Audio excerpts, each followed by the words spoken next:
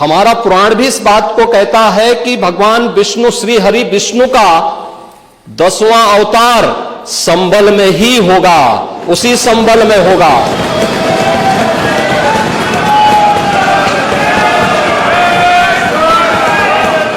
पश्चिम उत्तर प्रदेश के हमारे सभी लोग अपने सामान्य संबोधन में राम राम ही कहते हैं, तो जय श्री राम कहां से सांप्रदायिक संबोधन हो गया? कहां से सांप्रदायिक संबोधन हो गया? हम बुद्ध ने करुणा और मैत्री का संदेश उस कालखंड में दिया था जब विदेशी हमले होने शुरू हो गए थे, लेकिन उससे पहले राम ने कहा था, निस्सरहीन करो मही भुज उठाए प्रण कीन। उससे पहले भगवान कृष्ण ने भी कहा था, हम तथ्यों को छुपा करके कब तक जनता को गुमराह करेंगे। हर व्यक्ति जानता है कि माननीय न्यायालय के आदेश पे सर्वे का कार्य हो रहा था, और सर्वे हो रहा था। दोस्तों, मैं आपसे पूछना चाहता हूं, आप पश्चिम में जाएंगे, पता नहीं आप कैसे हैं, आपके पूर्वज भी हो सकता है, और पश्चिम उत्तर प्रदेश के हमारे सभी लोग अपने सामान्य संबोधन में राम राम ही कहते हैं, तो जय श्री राम कहां से सांप्रदायिक संबोधन हो गया? कहां से सांप्रदायिक संबोधन हो गया? हमारे यहां हम जगते हैं, राम ही राम बोलते हैं, मिलते हैं, राम राम का संबोधन होता है, और अंतिम यात्रा में विदा करते हैं तब भी राम नाम सत्य है ही बोलते हैं। राम के बगैर तो हमारा कोई काम ही नहीं है। और अगर जय श्री राम किसी ने बोली दिया तो इसमें उत्तेजना का मतलब, ये नियत आप समझ सकते हैं, उस नियत को। ये चढ़ाने वाला नहीं है, ये चढ़ाने वाला नहीं है, ये चढ़ाने वाला नहीं है।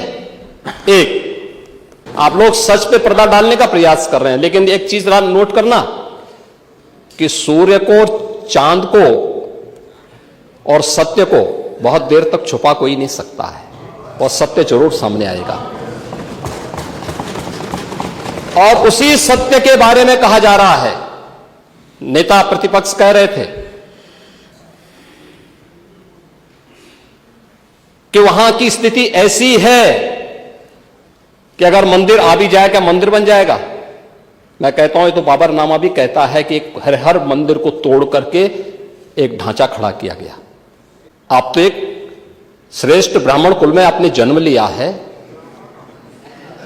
आप तो भारत के पुराणों की परंपरा पर विश्वास करते हैं। हमारा पुराण भी इस बात को कहता है कि भगवान विष्णु, श्री हरि विष्णु का 10वां अवतार संबल में ही होगा, उसी संबल में होगा।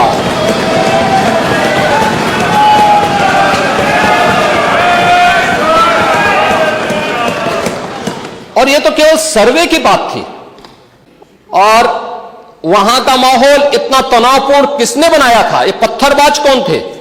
एक भी गिरफ्तारी बिना साक्ष्य के नहीं हो रही है। और याद रखना, जिसने पत्थरबाजी की होगी, जिसने माहौल खराब किया होगा, उसमें एक भी बचने वाला भी नहीं है, एक भी नहीं बचेगा। हम माननीय उच्चतम न्यायालय के आदेश का पालन करते हैं, सम्मान भी करते हैं। और क्या संविधान को आप मान रहे हैं? क्या आप लोग संविधान के प्रति सचमुच वचनबद्ध हैं? मैं तो धन्यवाद दूंगा माननीय अध्यक्ष जी को इस बात के लिए कि आज उन्होंने संविधान की मूल प्रति यहां पर दी है। बाबा साहब भीमराव अंबेडकर जी ने 26 नवंबर 2049 को जिस संविधान को बनाकर के देश को सौंपा था, उस मूल संविधान की प्रस्तावना को एक बार पढ़िए। मौलिक कर्तव्यों के बारे में, मौलिक अधिकारों के अध्याय के चित्र को देखिए। अलग अलग उन आर्टिकल के उस पृष्ठों का अवलोकन करिए, आपको उसमें राम भी नजर आएंगे, कृष्ण भी नजर आएंगे।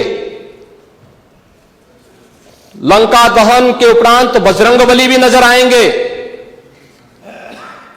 ज्ञान का उपदेश देने वाले बुद्ध भी नजर आएंगे।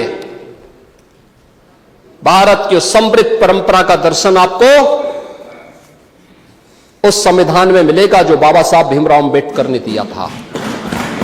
लेकिन उस मूल संविधान में कहीं भी धर्मनिरपेक्ष या पंथ निरपेक्ष या फिर समाजवाद शब्द नहीं है, और यह आप सबकी आंखों को खोलने वाला होना चाहिए। आप लोग संविधान में बदलाव की बात करते हैं। जिन लोगों ने संविधान का गला घोंटा, उनका पिछलग्गू बन करके केवल सत्ता हथियाना चाहते हैं, जनता की आंखों में धूल झोंकना चाहते हैं। ये नहीं हो सकता। ये देश आपको नहीं करने देगा, और वह प्रति आपको दी गई है, आप उसका अवलोकन करिए। और मैं नेता विरोधी दल को इसलिए बोलना चाहता हूं, बुद्ध ने करुणा और मैत्री का संदेश उस कालखंड में दिया था जब विदेशी हमले होने शुरू हो गए थे। लेकिन उससे पहले राम ने कहा था, निस्सरहीन करो मही भुज उठाए प्रण कीन। उससे पहले भगवान कृष्ण ने भी कहा था, परित्राणाय साधूनाम विनाशाय च दुष्कृताम। और हम तो राम और कृष्ण को ही मानते हैं, बुद्ध पर विश्वास करते हैं, उन्हीं को आदर्श मान करके हम लोग कार्य करते हैं। शासन पद्धति एक भी इंच इधर उधर नहीं करते उसके बगैर। महोदय मैं उनसे कहूंगा कि एक बार बाबरनामा का जरूर, बाबरनामा को जरूर पढ़ें।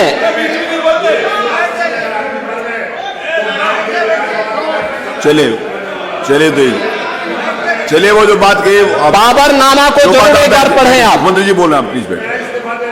चलो आप दे देना जब अवसर हो। बाबरनामा को एक बार पढ़ें। आप बैठे। महोदय मैं केवल ये कहना चाहूंगा कि आखिर मैं नेता विरोधी दल से ये पूछना चाहता हूं कि अगर हमारा कोई पर्व और त्योहार है या किसी का भी है, मुहर्रम का जुलूस हो या फिर कोई भी अन्य मुस्लिम समाज का कोई पर्व और त्योहार का कोई जुलूस, वो हिंदू मोहल्ले से सुरक्षित निकल जाता है, कोई दिक्कत नहीं होती, मंदिर के सामने से भी निकल जाता है, कोई समस्या नहीं होती। लेकिन इस समस्या केवल वहीं पे क्यों खड़ी होती है जब कोई हिंदू शोभा यात्रा किसी मस्जिद के सामने से, किसी मुस्लिम बाहुल्य क्षेत्र से निकलती है, तब क्यों तनाव पैदा हो जाता है? तभी क्यों झंडा लगाने में क्या समस्या आ रही है? क्या भारत की धरती पे केसरिया झंडा नहीं लग सकता? क्यों नहीं लग सकता? क्यों नहीं लग सकता? मैं यही पूछना चाहता हूं, आखिर ये दंगे क्यों किए जाते हैं?